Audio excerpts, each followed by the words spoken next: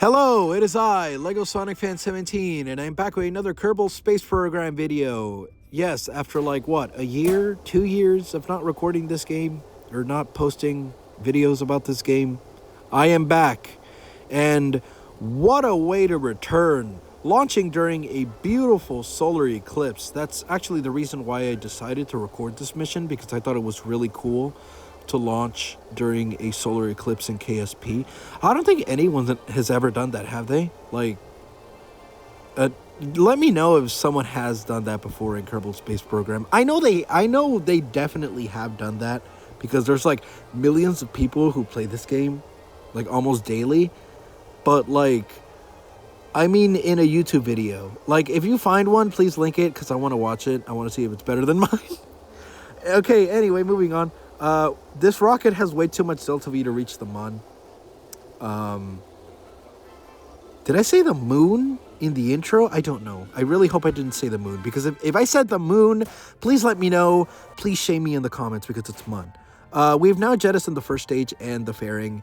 You might have noticed that we jettisoned the first stage with just a little bit of fuel remaining, because this rocket has, frankly, way too much delta V to reach the Mun. It could probably reach Duna. Like, I haven't tried it yet, but I'm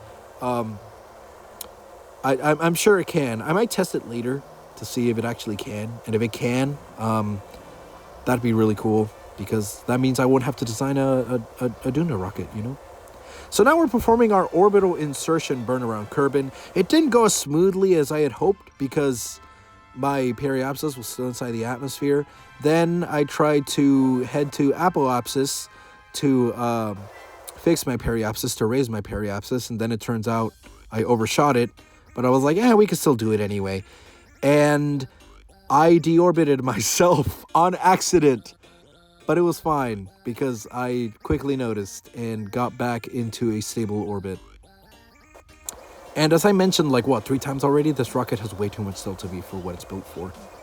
So now we're performing our trans-lunar injection. In just a second, we will show the trajectory. There it is. Setting my trajectory on a impact course. So this second stage impacts the Mun. So, there's no debris left in space. And stopped there a little bit to, unfold that antenna. It's not useful, because the ComNet has enough strength to reach the Mun. This capsule's antenna and, communication, it's enough to reach the Mun. Or, reach Kerbin from the Mun. It's just for looks, kind of like the other experiments. But no, actually the other... Well, no, I mean, kind of like those fuel tanks. I didn't need those fuel tanks. I just liked them because it reminds me of the Constellation program. Remember that Constellation proposal that was canceled by Obama? Yeah. I wonder what the 2020s would look like if the Constellation program was never canceled. We'd definitely be on the moon now, but who knows? Anyway, we already entered orbit around the Mun. As you might have seen, we performed a small trajectory change, so we didn't impact the Mun as well with the second stage, because that would have been bad. That would have been very bad. If we had impacted the Mun, you probably wouldn't even be watching this video, because I probably wouldn't have, wanted to upload that, because I didn't want to seem like a fool at this game. Okay, right there, I wanted to take the EVA experiments, but then, when I was EVAing away from the spacecraft, I forgot, so that's why I went back to go swap them out really quick, because I still had the parachute. So we performed our EVA experiments, getting back into the lander to perform our deorbit burn. Now that I look at it, I probably should have performed my deorbit burn and then, did the experiments for the EVA kit, because that nut, or whatever it was, if you know what that thing is called in the comments, please let me know, because I don't want to Google it. It stayed in orbit. Yeah, it doesn't show up on the map screen or anything as debris, but it just... I don't like the aspect of it just staying there. And I know it probably disappeared once it left physics range, but I don't know, it just bothers me, So now we're now coming in for a landing. We landed in a little bit of a slope, but it's okay. We didn't tip over or anything like that. I mean, if we did, again, you wouldn't be watching this video. So, yeah, we have successfully landed on the Mun. This makes Miles T. Kerman the third Kerbal to land on the surface of the Mun. So, yay, I guess. So, getting out, performing some EVA stuff.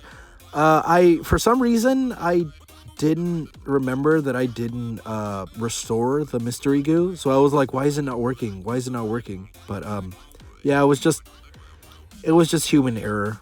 So yeah. And let's play some golf, guys. Woo! I really like how the Kerbal waves. Like, if you paid attention, the Kerbal like waves goodbye to the ball. I just think it's really cute.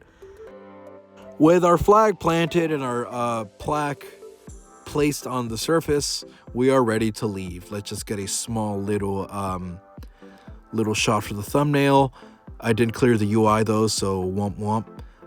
Now that I think about it, I didn't actually create any quick saves or anything for like the thumbnail, so that's a double womp womp, because what, am I gonna have to recreate this entire mission just for the thumbnail? I could just take a screenshot of like any point of the mission, you know, or I could just edit this spacecraft on the surface of the Mun.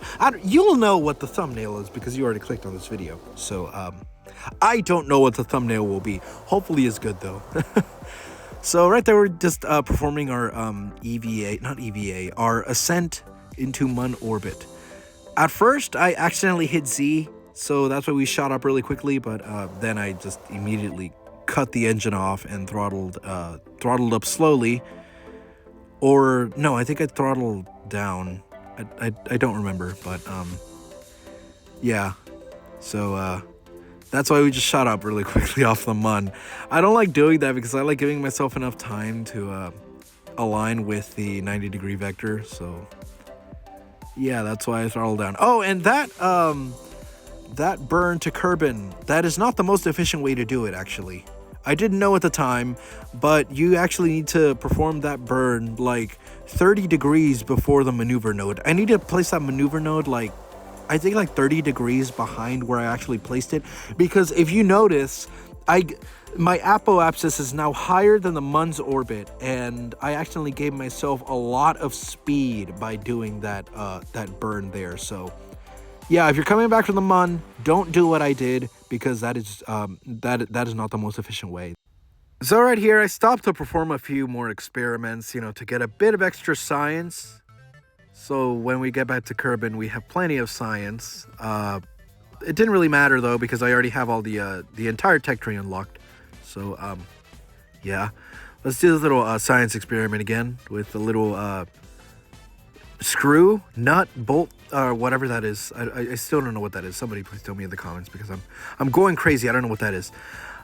So yeah, turns out I had already done experiments in this part of space. Our initial orbit around the Mun, it was actually high above the Mun. It wasn't a low orbit like I thought it was. So womp womp. Okay, we've now jettisoned our lander stage, and we are performing a few preparations before we entered Kerbin's atmosphere. I noticed there were 2 parachutes for some reason. I don't know why. I guess the game auto-filled the empty space in the capsule, though I don't know why. But it didn't really matter, because we are now coming down. Oh look, there's the Mun right there. Do you see it? It's like, you know, it's like watching us return home. And beautiful little sunset shot, actually. I don't know if it's sunset or sunrise. I think it's it's sunrise. Anyway, with the capsule safely back on Kerbin and bobbing in the ocean, that'll do it for this video. I really hope you guys enjoyed it. Please comment, like, and subscribe. All of my socials are in the description, and have a wonderful day.